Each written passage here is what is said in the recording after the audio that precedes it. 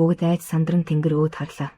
Хар бараан шуудын сүрэг уртаж дайран асыг чиглэн нисэж байлаа.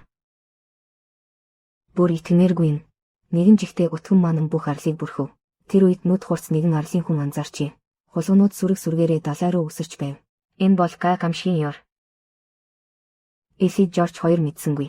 Арлыг сүнхүүц гамшиг нүмрэх гэж байгааг. Сүүлийн үед тэдний харилцаанд ноцтой асуудал гарчээ. Тэд охин магдаг их газрын имээд нь хүрэхээр шийдэв. Тэнд хэсэг хугацаанд байлгахаар ингэснээр хос хоёр бүх анхаарлаа. Гэрлэлтийн хямралаа давхад төвлөрүүлж чадна гэж боджээ. Арал Балтийн тэнгисийн алс мухарт оршдог тул нааш цааш явах усан онгоц тун ховор. Хаяхан ирэх зүүн жуулчнаас өөр зөвхөн хэрэгцээний бараа зөөдөг жижиг ачааны хүсгэл байдаг байв. Эли Жорж хоёр охиноо арлын худалдаачинд даатгав. Түүний худалдааны хүсэг яг их газар руу бараа татахаар явах гэж байлаа. Охиныг эрэг дээр хүргэж чадвал эмээн тосоод авна. Бодохгүй хол явхаа ойлгосон. Бяцхан охин нэрлэн эмээтэй салах ёс хийхээр гүйж ирэв. Тэр арал дээр аав ээжээсээ өөр хамгийн дотны хүн байлаа. Цаг давч юу байсан тул Эли охиныхоо хамгийн дуртай салхин хонхыг авахаа мартжээ. Бяцхан охин урдын дүлгөөн төрхөө орхиод олны өмнө ээжигээ хүртэл зэмлэв. Тэр надад ямар чухал гэдгийг та огт мэдэхгүй. Аав Жорж нэлээд удтал аргацны эцэст сая нэг охиноо хүлэг дээр гаргаж чаджээ. Гэвч тэд огтхонч төсөөсөнгүй. Энэ удаагийн хагцлын дараа гуруулаа дахин хизээж уулзахгүй. Хүлэг бомтоос дөнгөж салмагц. Жижиг арал бүхэлдээ гинэт чичирч эхлэв. Тэгтэл хурц чих дүлэрэм чимээ алсаас ойртон ирэв. Арлынхан бүгд чихээ таглан арай ядан тэсв. Тэр чимээ гинэт ирсэн шигээ гинэт намдав. Хүмүүс амсхийч ямжаагүй байтал арал даяар тог тасарсныг олж мэдэв. Эли охиныхоо байдлыг асуухаар гэтэл утсан ч сүлжээгүй болжээ. Энэ бүх чихтэй явдал итгэмээргүй байсан ч арлынхан удалгүй тайвширч эхлэв. Эцсийн эцэст энэ нутаг хийлд ойрхон. Энд ямар хачин юм боллооч гайхаад байх зүйл биш гэж үзв. Гэвч олон юм үдсэн хөгшин загсчин юм нэг л биш байгааг зөнгөөрөө мэдэрчээ. Өвгөн нэрвэлсэн дээш харвал үе олон шуу алсыг чиглэн яарн нисэж байв. Далай мандлаас гинэт өтгөн манан босож ирээд арлыг дорхноо залгив. Тэгээд тэр хөгшин загсчин бүр аимшигтай нэгнийг олж харжээ. Хулгунууд сүрэг сүргээрээ далайн ус руу өсөрч байв. Энэ бол их гамшиг эрхийн өмнөх Эстод ёр байлаа. Гинэт шон дээрх чанга яригчаас дуу гарлаа. Энэ бол Эстоны хүлэг. Сонсож байвал хариу өгнө үү? Ингэхэд хүмүүс бүр чих хэрэгэлцэв. Учир нь тэр чанга яригч аль хэдийн орхигдсон. Түүнээс гарч буй агуулга. 20 жилийн өмнө Эстоны хүлэг. Живхийнхээ өмнө цацсан авралын дуудлага байв. Одоо гарал бүхэлдээ цахилгаангүй болсон. Тэгвэл энэ жигтэй дуудлага хаанаас гарч байна вэ? Хүн бүрийн зүрхэнд хар сүдэр буу. Тэд өөрсдөө сүмд цуглан яхаа зөвлөлдөв. Тараад зүгтсэн хулгана шуудыг түр орхив. Харин одоо арал бүхэлдээ гаднах ертөнцтэй холбоо тасарчээ. Эли энэ бүхнийг нарны шуурганаас болсон гэж таамаглав. Эсвэл цахилгаан соронзон довтлооноос үүдсэн гэж үзв. Харин зарим нь үл мэдэгдэх амьтад довтолсон гэв. Маргалдаад ч нэг шийдэлт хүрсэнгүй. Тэгээд бүгд төлөө мод бундны усаа түр хугацаанд гамнахаар болов. Бас эрэг дээр түүдэг асааж гэрэлт самхгийг орлуулахаар шийдэв. Ингэснээр өнгөрөх хөлгүүд хад мөргөж гацхаас сэргийлнэ. Ажлаа дуусгаад хүмүүс арал дээрх ганц дэлгүүр рүү дахин явв. Энд хадгалсан нөөц тийм ч их биш. Гэхдээ дараагийн ачааны усан онгоц эртэл арайхийн хүрэлцгээр байв. Элигийн сэтгэл нэг л төгссөн хിവэр байлаа. Өдрийн тэр чих дүлэрэм чимээ үнэхээр ч хөдс хүргэн байв. Тэр тэнгист яваа охин магдаа ихэд санаа зовж байлаа. Даанч одоо гар утасч ажиллахаа болжээ. Охин нь яаж яваагч мэдэх арга байсангүй. Яг энэ үед Мэрлийн эмээ яарсан алхсаар орж ирэв. Тэр ч бас Элигийн охины төлөө санаа зовж байлаа. Гэвч тэнд байсан хүмүүсээс хинэнч тодорхой хариу өгч чадсангүй. Эли энэ зовлонт бодолд цааш тэглэхээ болов. Харин эргэн эрэг дээрх радио зангилаа руу очлоо. Энд цахилгаан аль хэдийн тасарсан байтал өдрийн цагаар нэвтрүүлэг яаж дуугарсныг араас дээрх цорын ганц ахмад цэрэг амнын тайлбарлав. Батлан хамгаалах хүчний хэрэгэлдэг энэ хуучин чанга яригч ихэнхдээ цахилгаан соромзон импульсээс хамгаалагдсан байдаг. Хэрэв богино холболт гарвал зарим дохио хүлээж аваад цацах боломжтой. Радио нэвтрүүлэг хүртэл дамжуулж мэднэ. Маргааш өглөө эрт худалдаачийн эмэгтэй эзэн дарвуулт завиа хүлэглэн хөдлөлөө. Өчигдөр тэдний ганц худалдааны хүлэг далайд гарснаасаа хойш холбоогүй болсон. Яаж ийгээд нөгөө талтай холбоо тогтоох хэрэгтэй байв. Энэ шийдвэр Эли Жорж хоёрын бодсонтой яг таарав. Эцсийн эцэст охин Магдамч тэр хүлэг дээр явсан шүү дээ. Эмэгтэй худалдаачин хамгийн ойрын арал руу явхаар шийдэв. Дохио сэргэмэгц. Тэр даруй холбоо барьж чадна. Замынхаа завсар арал руу хідэн хэрэгцээний юм авчирч магадгүй. Гэтэл даруус завь дөнгөж бомтоос хөдлөнгүүд газрын чичирхийлэл чих цусан дуу чимээ дахин дайрч ирэв. Эдгээр хачин үзэгдэл удалгүй намживч. Элигийн дотор харин өргөй төгшөр хүчтэй бадарлаа. Худалдаачны даруус завь аль хэдийн тэнгисийн хаяанд шингэж алга болжээ. Дурангаар шагаагаад ч бараа сураг нь өчүүхэн ч үзэгдсэнгүй. Нүд ирэмхийн зуур 5 хоног өнгөрөв. Эли эмэгтэй худалдаачин эргэж ирэхийг хичнээн хүлээгч үзсэнгүй. Эли болон тэтгэврт гарсан Ахмадын хөмсөг зэрэг атерлаа. Уг нь ийм их хугацаанд худалдаачны даруус завийг байг гэхэд бараа тээдэг хөлөг хүртэл буцаж ирэх ёстой байлаа.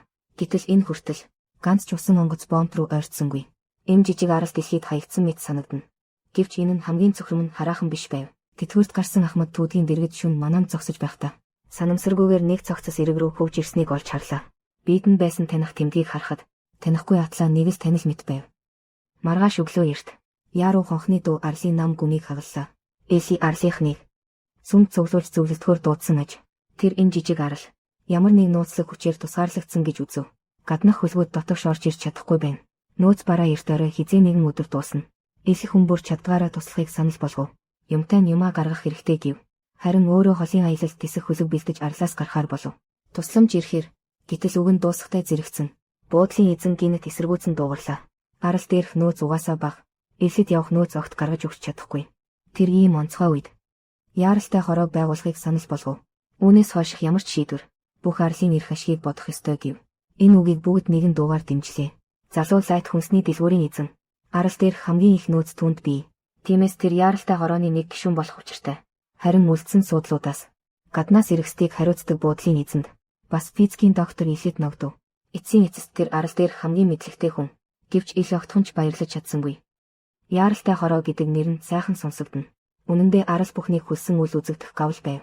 Ис тодор далайд гарч болохгүй болсон тул Эли тэр даруй найз Томмыг зорив. Тэр түүний завийг зээлж далайд гарахыг хүсв.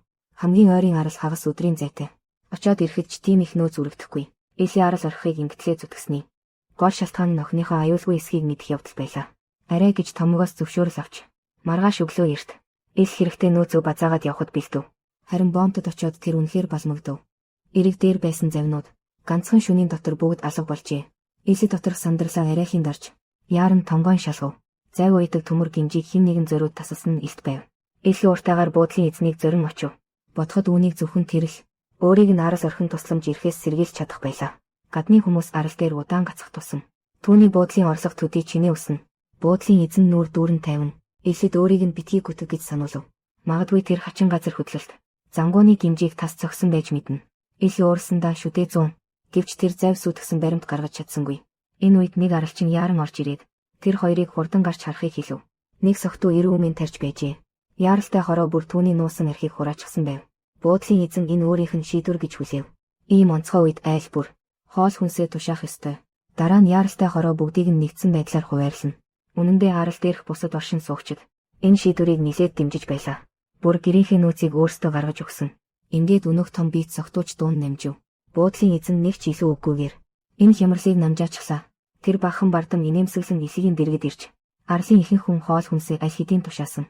Одоо харин ганц зөрүүд хэцүүхэн үлдсэн. Түүн дээр Эли өөрөө очих хэрэгтэй гэлээ. Тэр нь зожиг ааштай халагдсан Ахмад дайчин. Тэр ир олон жил далайн иргэн зөөврийн байшинд амьдарсан. Элис түүнтэй жаахан дотн хүн байв. Тэр яаралтай хорооны шийдвэрийг шууд тайлбарлаж өвгөн дайчнаас хоол хүнсээ тушаахыг хүсв. Гэтэл нөгөө хүн үгч дуугарсангүй. Харин өчигдөр алга болсон хүлгийн тухай шууд сөхөв. Тэр үүнийг заавал буудлын эзэн хийсэн хэрэг биш гэж үзв. Энэ арал хийлийн ойролцоо байдгийг бүү март. Дайсагнагч улсын хүчнүүд ирж хорлон сүтгсэн ч байж мэднэ. Эли үүнийг сонсоод нүүр дүүрэн үл итгэх байдал тодров. Эли хуучин цэргийг хавчлагын хийрхэлд автжээ гэж бодов. Одоо ч нэг цаг үе шүү дээ. Улс орнууд яаж ингэж амархан дайн өдөөх вэ? Тэр энэ боломжийг зүрх сэтгэлээсээ хүлээн зөвшөөрөхийг хүссэнгүй. Хэрэв нөгөө хуучин цэргийн үг үнэн бол хөлөгт суугаад явсан охин аюулд орсон гарцаагүй. Юу ч болсон Эли. Арлаас явах шийдвэрээсээ буцахгүй. Тэр агуулгаас морцын кодын дэвтэр олж гаргав. Галын гэрлээр өнгөрөх хөлгүүдээс тусламж гуйхаар шийдэв. Гэтэл Эли далайн эрэгт дөнгөж очоод мэрлийн эмгэнийг эсэн дээр суучхад юм бутнаж байхыг харав. Магда одоо хүртэл үхээгүй. Эли хөвшин дахиад өвчин хөдөлжээ гэж бодов. Тэгээд өөрөө гэрт нь хүргэж өгөв. Дэлгүүрийн эзэн сайд дахин талархав. Тэр саяхан хүртэл эмээгийг энд тэндгүй хайж явсан юм. Мэрлийн эмгэн унтаад өгөхийг хараад сайд төгссөн янзтай хэлв. Өмнө нь эмч арал дээр ирээд эмээ нь зүнх өвчнөд болсон гэж уншилсан. Тиймээс сүүлийн үед дандаа хачин үйлдэл гарах болсон. Эли толгой дохин ойлгож байгаагаа илэрхийлв. Энэ л түүний харахыг хүсээгүй. Охин нь мэрлэнтэй хит дотносох шалтгаан байв. Сайдтай гараа далсан салах ёс хийгээд Эли яаран далайн эрэг рүү очив. Тэр дохионы гэрлийг орлуулах галыг аль болох дүрэлзүүлв. Бас цаасаар халахалж анивчих аврах дохио дуурайлгав. Энэ арга үнэхээр нөлөөлөв үгүй юу? Урд талын тэнгисийн мандал дээр гинэт хит хитэн гэрэл асав. Харахад хөлөг ойртож яваа бололтой. Эли догдлоод нүүрэн час улайв. Тэгээд гал дээр ахаад хитэн атга түлээ нэмв. Гэвч түүнийг дахин ирэхэд тэнгисийн мандал тас харанхуй болчихсон байв. Нөгөө анивчих гэрлүүд учир битүүлгээр алга болжээ. Яг хизээч байгаагүй мэт. Эли тэр газраа хөшчихв. Өөрийн нүдэндээ бараг итгэж чадсангүй. Тэр ингэж далайн ирэг дээр бүтэн шүн сахив. Гэрээс нь анивдсан нөгөө хөлгүүд дахиж огт үзэгдсэнгүй. Эшли сэтгэлээ барив. Тэгтэс усан дээр хідэн хистерхий хөвж явахыг харав. Татаж гаргаад хартас зүрхэнд тэр дороо хөрөв.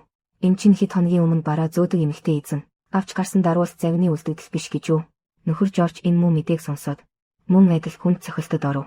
Энэ даруус зав осолд орж бутарсан юм бол охины суусан ачааны хөлөгч бас 9 минут байх найдвар тун баг болов. Эшли дахин нэгэнтээ мэдэрлээ. Ямар нэг нууцсаг хүч энэ арсыг бүсэлжээ. Энэ жижиг арс бүрмөсөн ертөнцөөс тасарсан ганцаардмал арал болов. Ингээд ганцаардмал арал киноны эхний хэсэг өндөрлөө. Энэ арал дээр болсон элдв хачирхалтай явдал. Үнэхээр үс мэддэх нууц хүчний хийсэн хэрэг үү? Эсвэл дайсагнагч хүчний технологийн арга мэх үү? Хариуг мэдхийг хүсвэл үргэлжлүүлэн анхааралтай байгаарай. Дараагийн хэсгээр дахин уулзъя.